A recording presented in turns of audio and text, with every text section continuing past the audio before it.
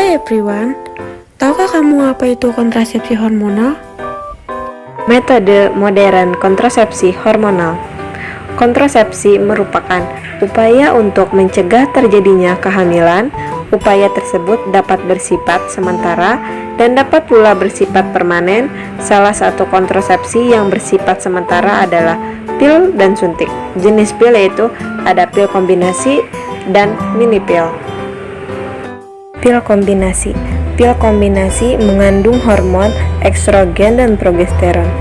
Hormon estrogen adalah penghambat ovulasi, menekan perkembangan folikel, menghambat implantasi. Dan hormon progesteron yaitu mengendalikan lendir serviks, menghambat ovulasi, memperlambat transportasi telur. Jenis-jenis pil kombinasi. Yang pertama ada monofasik, yang kedua bifasik, dan yang terakhir trifasik. Cara kerja pil kombinasi yaitu menekan ovulasi, mencegah implantasi, dan yang terakhir lendir serviks mengental sehingga sulit dilalui sperma. Manfaat pil kombinasi dapat digunakan sejak usia remaja sampai menopause dan mudah dihentikan setiap saat, dan yang terakhir kesuburan segera kembali setelah menggunakan pil dihentikan. Kerugian pil kombinasi. Yang pertama, mahal dan membosankan, pusing, berat badan naik, mengurangi ASI. Indikasi penggunaan pil kombinasi yaitu perempuan pada usia reproduksi, perempuan gemuk atau kurus, perempuan setelah melahirkan 6 bulan yang tidak memberikan aksi eksklusif. Kontraindikasi penggunaan pil kombinasi yaitu perempuan menyusui eksklusif, perempuan dengan penyakit hati akut atau hepatitis, perempuan hamil atau dicurigai hamil. Yang terakhir, ada efek samping pil kombinasi yaitu amenorrea atau tidak ada perdarahan, mual pusing, perdarahan, perpaginaan atau spotting. Mini pil. Jenis mini pil. Kemasan dengan isi 35 pil atau setara dengan 300 mikrogram dan kemasan dipakai sebagai 28 pil setara dengan 75 mikrogram dan efektivitasnya yaitu 98,5%. Cara kerja mini pil. Endometrium mengalami transformasi lebih awal sehingga implantasi lebih sulit.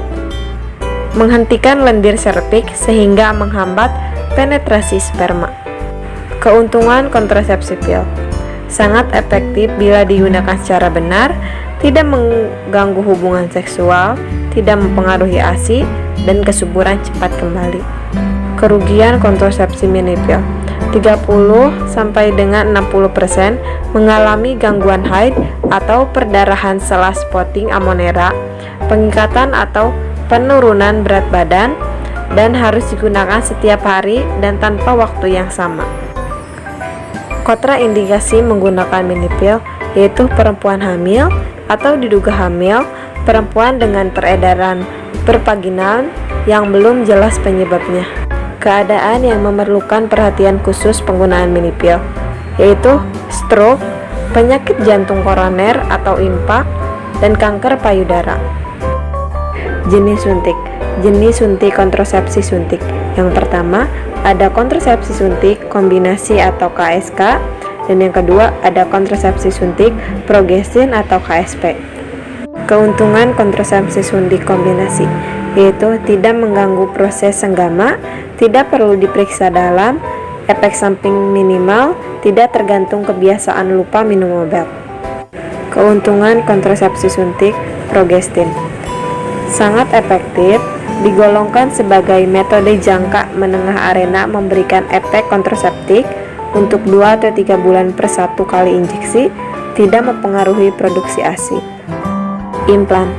Implan merupakan kapsul plastik yang mengandung progestin yang bekerja untuk mencegah ovulasi dan menghalangi masuknya sperma melalui lendir serviks yang kental. Jenisnya yaitu Norplan, Implonan, Jedena, dan Indoplan. Cara kerja.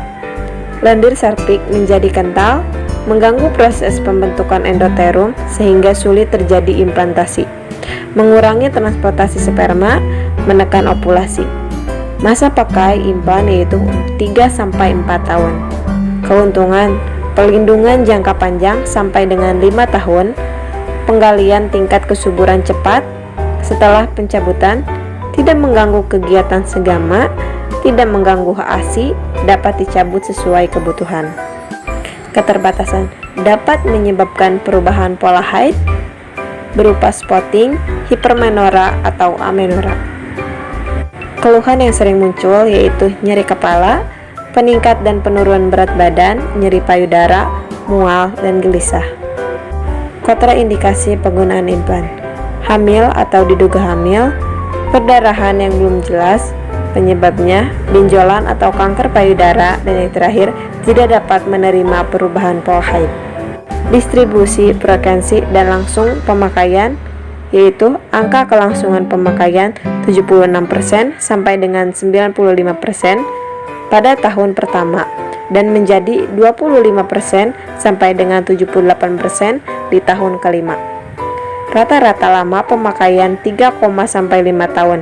Alasan perubahan pemakaian yaitu karena perubahan pola haid.